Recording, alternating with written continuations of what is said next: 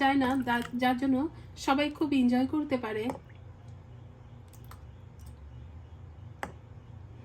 এবার আমি একটা স্পেশাল আইটেম দেখাবো আপনাদের।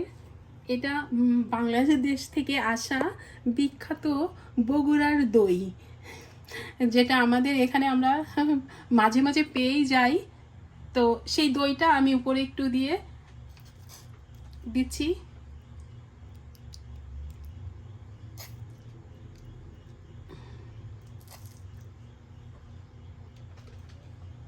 এটা একটু বেশি মনে হয়ে যাচ্ছে নাকি? উফ!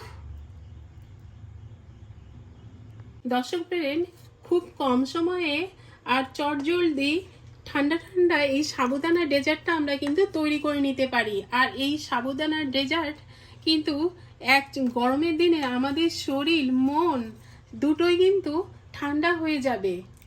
তো আপনারাও বাসায় তৈরি করতে পারেন। তো